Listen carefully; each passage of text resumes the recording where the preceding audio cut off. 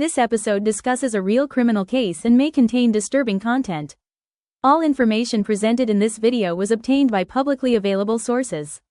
I do not claim to know the individuals involved, nor do I have any inside or private information beyond what has been made public. Any commentary shared is strictly my own personal observations and opinions. Viewer discretion is advised.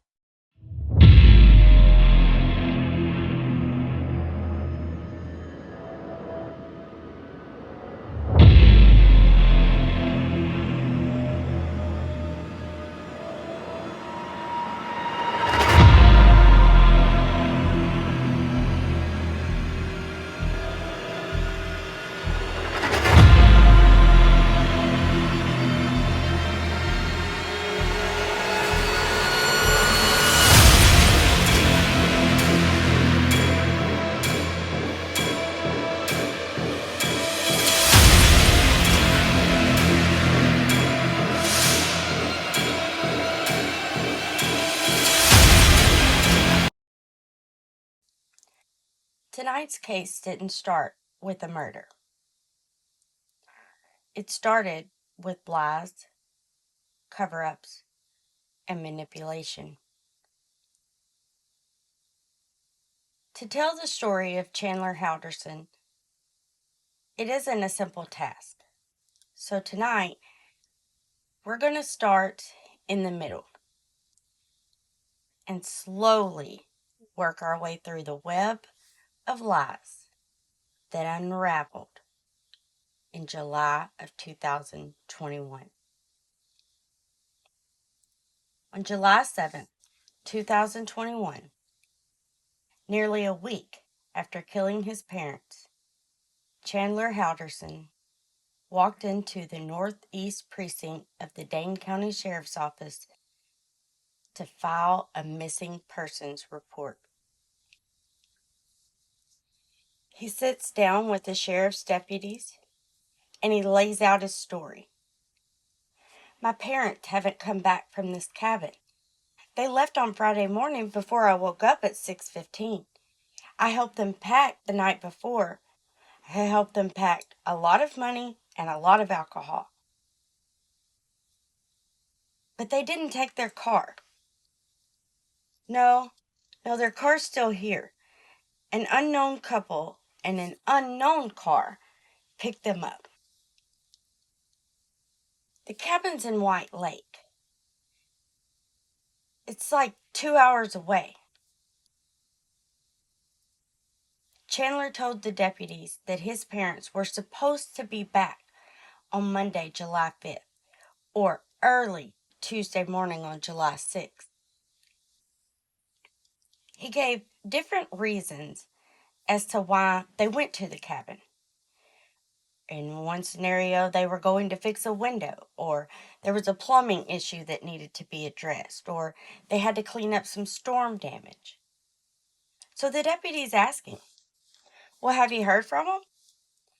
"Well, yeah. His mom had sent him a text message on July 4th. Made it safely, can't get anything through, and yes, it's packed. Going to White Lake today for the parade, and we'll be home Monday night, Tuesday early. Love you lots." So the sheriff's deputies, they started looking. They didn't know what had happened. So they started talking to friends, co-workers, family, and they found out quickly that Bart and Krista had never been the kind of people to no-call, no-show at work. And they both did this on Friday. So the police started looking at the people who had saw them last, the people who had talked to them last, the people who had reported them missing. And it just so happened that all three of these would point to one person, Chandler Halderson. All within a 24 to 48 hour period, they started looking at Chandler. On paper, Chandler didn't seem suspicious at all. He was a student at Madison College, about to graduate. He was studying renewable resource engineering, like a hybrid IT degree. He was working from home for American Family Insurance, and he had recently gotten a better job offer. Not just any job, a job at SpaceX, a dream job of every person in the IT field. He was planning on moving to Florida with his girlfriend.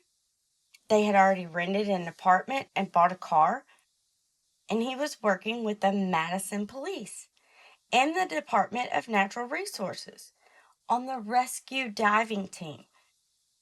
I mean, this guy was, on paper, awesome. The only thing that was weird or out of place was that he had recently had a head injury from falling down the stairs, and when I was unable to move for the most part, he had to wear a neck brace, and he faced possible permanent injuries from this. So, learning all this about Chandler, they they didn't they didn't think it was him.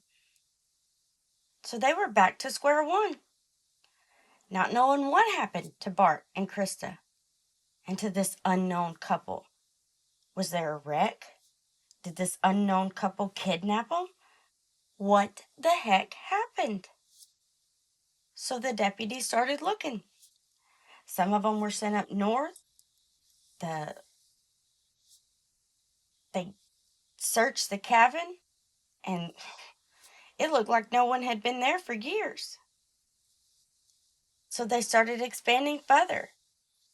They not only talked to Chandler, but to people about Chandler, to people who had been in contact with him that weekend. Specifically, they talked to his girlfriend, Catherine. And she says, "No way, I was with him all weekend. We went to my family's farm, we did fireworks. He even went back and used the pool at the farm the next day for therapy for his legs. He gets numbness in his legs from his head injury." She was like, "No way." So, what the deputies do? They go to the farm.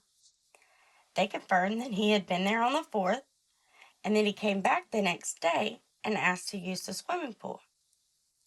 And he gave yet another story about a doctor's appointment and bad news that he had received, and how he was going to lose his job at SpaceX because he couldn't fly and he couldn't travel. After a while, the lady at the farm that owns the farm, she goes down to check on him after about an hour or so. No one's in the pool. No one had even opened the pool. But she does see his car parked out in the field, like backed in to the tall grass with the hatch up. She's like, "I guess he's taking a walk." So it's hot, it's July. She gets in the pool herself. After a little while, she's in the pool, she sees Chandler walking out of the woods. Now, you have to understand the deputies are on the farm with this lady learning all this. And as they look up in the sky, they notice vultures are circling in the same area where this lady told them Chandler had been. So they go looking. And about 20 yards into the woods, under sticks, bushes, and dirt, they found Bart Halderson. Well, they found a human torso. Someone had chopped off the head and the arms and sawed off the legs about mid-thigh. After examining the remains, they found that he had been shot in the back. As you can imagine, the farm has now become a crime scene. They searched and searched. They found a garbage can stuffed with a tarp. They found scissors, tree loppers, and saw blades stashed in an old barrel. Even later on, they were still finding more things from this farm. Like 2 or 3 months later, in October of that year, a rifle was discovered, hidden in the barn. Well, on this day after locating Bart's remains, they know now it's time to talk to Chandler. So they go to his house, and him and his girlfriend are brought downtown for questioning. They have Chandler and Catherine in separate rooms. Chandler spends over an hour spewing the same made-up story. My mom and dad went to a cabin. They haven't come back. I don't know where they are. Now, Catherine, she is giving them all sorts of information. She has screenshots, timestamps, receipts. She watches crime shows, and she thought she's proving their innocence and desperately trying to help them find Mr. and Mrs. Halderson. She had no idea Chandler had anything to do with this. She talked to the detectives about Mr. and Mrs. Halderson with love and respect. It was clear she had a relationship with both of them. She even ended up giving the police a screenshot of Chandler's location from Snapchat on a day when it would prove very, very important. So they take that location from Snapchat and they go searching. They start searching, and it ain't long, and they locate the remains of Krista Halderson. They locate one complete leg, and in a bush nearby, a foot and a thigh, with the same cut patterns as Bart. There has been nothing more of Krista Halderson that could be visibly identified or recognized to be her that has ever been found. Only her legs. He dumped his mother at the popular swimming spot, one of his favorite spots. On July 8th, 2021, Chandler was arrested. Now the police are searching everywhere. They're searching the house, the farm, they're searching landfills, ponds, ditches. They are searching all across Dane County. Simultaneously, they were searching his phone. And oddly, there wasn't nothing there. So either he hadn't Googled anything before the 8th, or he deleted everything. But what they did find were searches from July 8th. Body found in Wisconsin. Woman found in Wisconsin. Wisconsin dismembered. Dismembered body found. Body found in Wisconsin. Body found in the Milwaukee River. When the police presence started growing in his neighborhood, he got scared and he started searching. Something else he started searching was a legal case.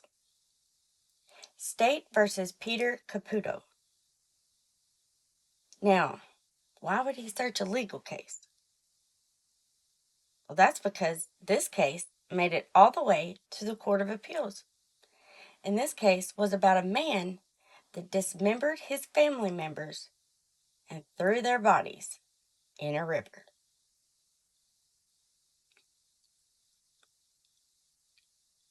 He also went door to door to neighbors asking about ring cameras. One of the things in the beginning that threw police off was a text from Chandler's mom, which was real, by the way. So they looked into it. First thing they noticed, July 4th, she says, going to White Lake for the parade. Well, in 2021, July 4th was on a Sunday, so that year in White Lake, the parade was actually on July 3rd. So then they start wondering, how did this message even get sent? So they started searching the Halderson home, where Chandler was. And in their search, in the garage, under a shelf, in a shoe, wrapped in aluminum foil, was his mother's phone and driver's license. They looked at the cell tower pings. The pings from his phone and her phone were of the same location, at the Halderson home. Chandler had sent that message to himself.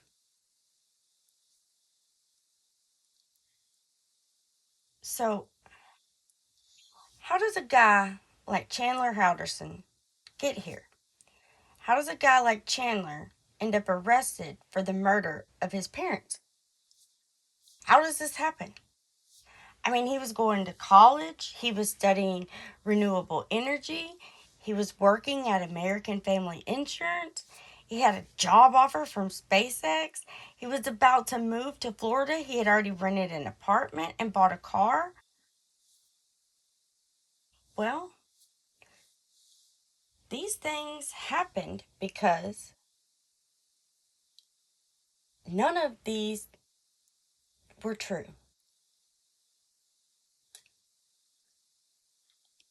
He wasn't going to Madison College. He wasn't studying renewable energy. He wasn't working at American Family Insurance. There was no job offer from SpaceX and no indication that he had ever applied. The apartment he told his girlfriend he rented and the car he told her he bought, none of that was real. Madison police doesn't even have a scuba diving team. And the injury? Well, I mean, he did go to the hospital and he was told that he had a mild concussion based on his own self-reporting. None of the things that he told anyone was true. He told him he couldn't move, he had leg numbness. I mean, after all this, I can't help but wonder, did he even fall? All of these lies and so many more, they got investigated. American Family Insurance, he claimed to work there for a year. Okay? But he wasn't getting paid. So his dad's an accountant, and his dad's like, what's going on? Why don't you have any money? So he has to come up with plans. Well, they had the wrong address. Well, because I didn't get paid because they had the wrong address, the amount was so big that when they did the deposit, the bank flagged it as fraud. He created so many emails, sent them back and forth to him in this fake email, and then sent them to his father. And all of those emails had the @Gmail. Really? It's a company. And they all had misspelled words. So during the time that he's pretending to work at American Family Insurance, you have to understand, his dad worked at home too. So what did he have to do? Well, he had to get up early and pretend to work. He didn't have a job, so he didn't have nothing to do. So he played online games. A lot. And he even made friends. And he made one friend that was in the military. And about a month before the murders, this friend made a trip to see him. Mr. Smith, Chandler's friend, he brought Chandler a gift. An SKS rifle with over 400 rounds of ammo.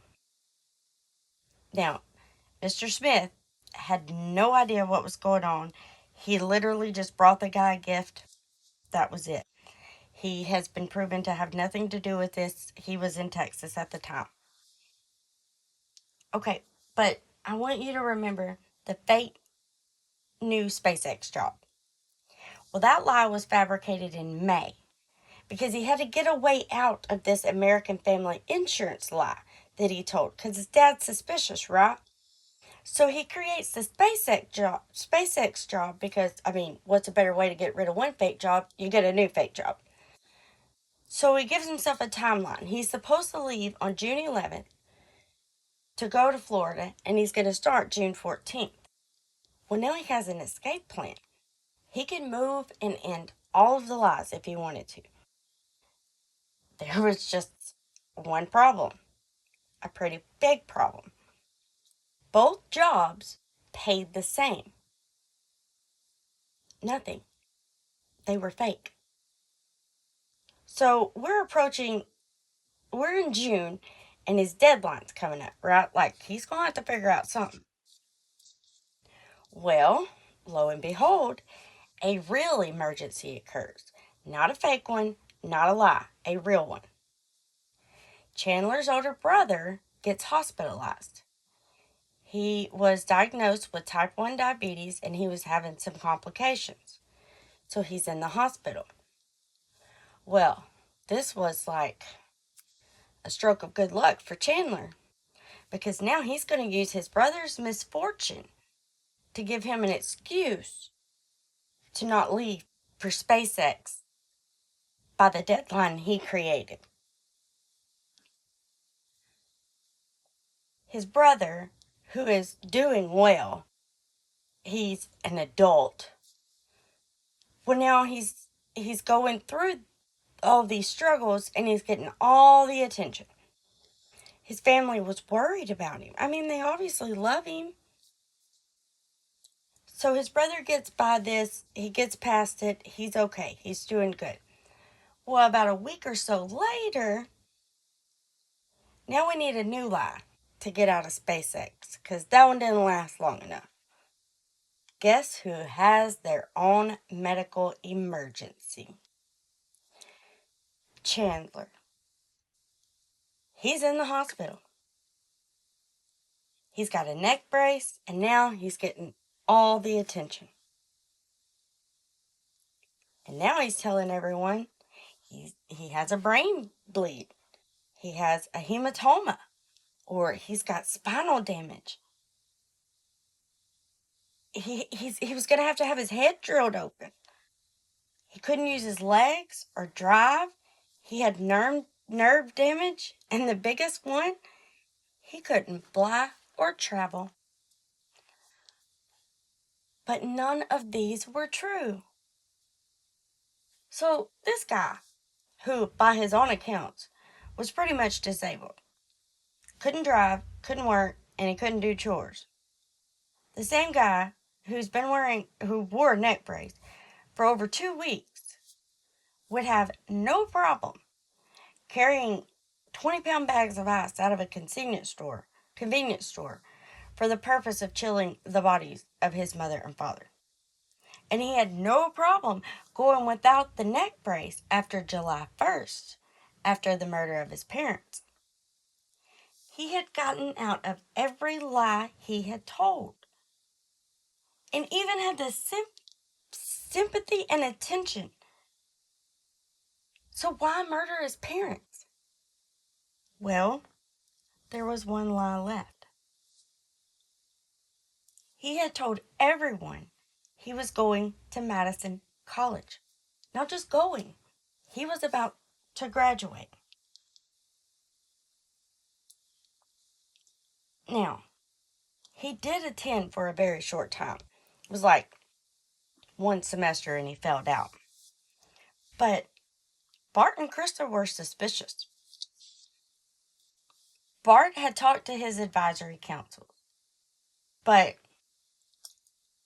he told Krista that the guy sounded just like Chandler on the phone. Well, that's because Chandler had bought a burner phone.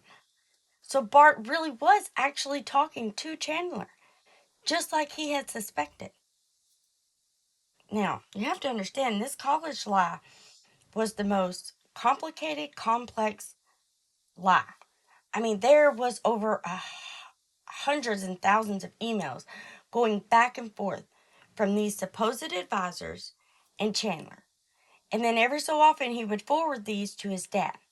But they all had Gmail addresses. I mean, he's been a student for over 3 years. 3 years? That's a big old paper trail. But in all that paper trail, in a major list of made up names, there was one name that was real: Omar Joe. Bart had talked to Omar within a day and a half before his murder, and this call was recorded for customer service training purposes. After Bart had this phone call, he sends a text message to Chandler. I spoke with Omar Joe. Now, the next 24 hours from that text message, there are a lot of unknowns. We don't know if Chandler knew who Omar Jones was. I mean, why would he? He wasn't going to school there.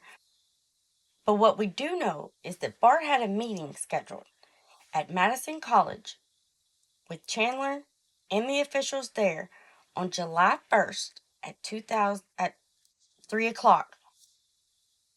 So July 1st, 2021 at 3 o'clock. There's no way out this time. At this point, this is it. Your goose is cooked. It's done. So on July 1st, Chandler wakes up and he starts texting his girlfriend. Oh, it's just so horrible. His life's falling apart, yada, yada, yada. But one that stands out is at 1:04 p.m., just 2 hours before the first murder, he sends, I overheard that they might go to the cabin, but I don't know.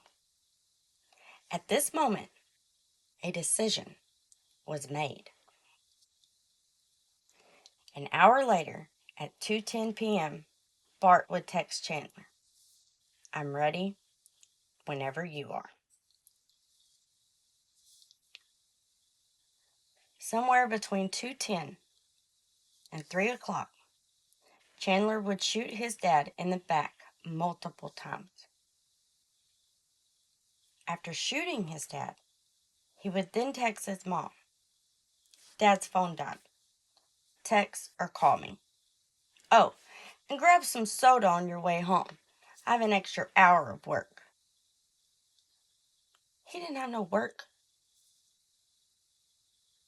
Just after 5, Krista would arrive home, and she would never be seen again.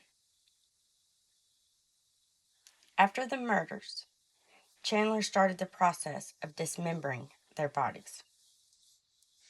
And at 8:24 p.m.,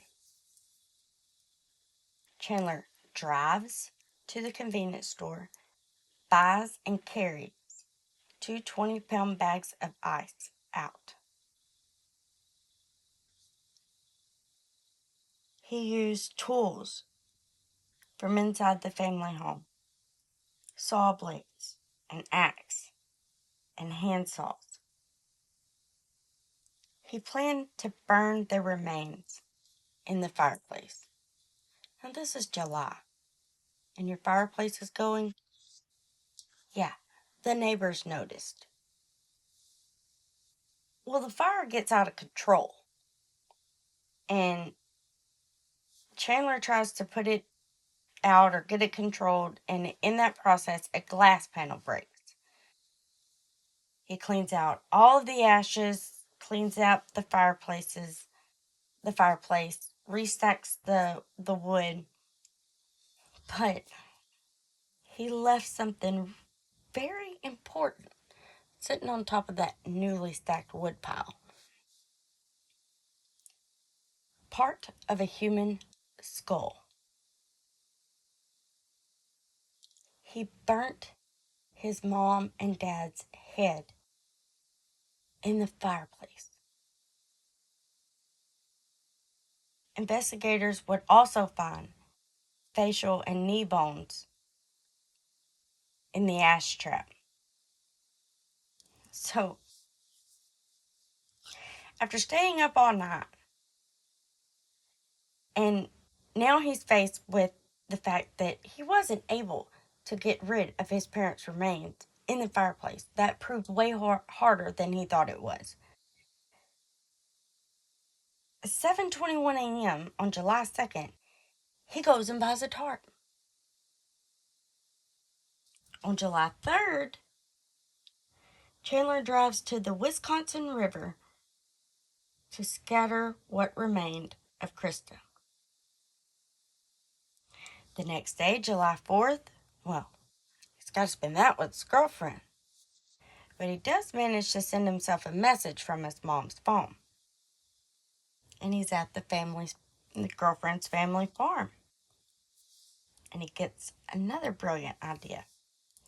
So the next day, he goes back to the family farm, telling him he needs to exercise his legs, because he's got a brain injury, can't walk.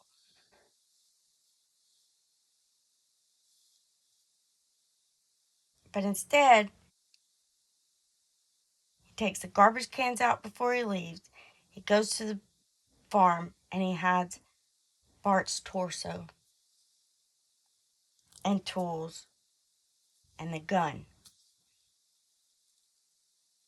Now on July 6th, I don't know, maybe he was tired.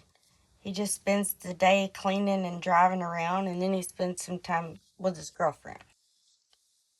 On July 7th, he drops more stuff off at the farm, and then he goes to file a missing persons report. That's where we started. Now on July 8th, Chandler was arrested. Now we're officially back to where we started. So to get the whole picture, I had to tell you the story that way. That way you could see this wasn't a case of an emotional outburst of sorts.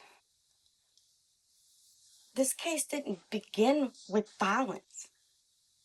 It began with deception. Now, he was arrested on July 8th, 2022. No, 2021, sorry. In January of 2022, on the 20th, the jury deliberated for approximately 2 hours. They returned with guilty verdicts on all major charges. Guilty on 2 counts of first-degree intentional homicide. Guilty on 2 counts of mutilating a corpse. Guilty for hiding a corpse and for providing false information. On March 17, 2022, Chandler Halderson was sentenced to life in prison without the possibility of parole. Today, Chandler Halderson remains incarcerated at the Dodge Correctional Institute in Wisconsin, serving 2 life sentences without the possibility of parole for the murders of his parents, Bart and Krista Halderson. He did try to file an appeal after his conviction, arguing at least in part that he was denied effective counsel and a fair trial. Now, in his statement at sentencing, he pretty much threw his attorneys under the bus right there. But in November 2025, a Wisconsin Court of Appeals upheld his conviction, rejecting those claims and affirming the life sentences. As part of post-conviction proceedings, 2 of his lesser convictions related to hiding his parents' remains were vacated on procedural grounds, but this didn't affect his overall life sentences.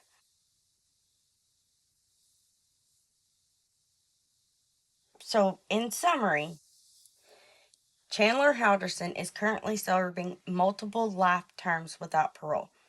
His conviction has been upheld on appeal, and although some lesser charges were vacated, the fundamental murder convictions and sentences stand. This case still circulates in true crime media and continues to be studied and discussed.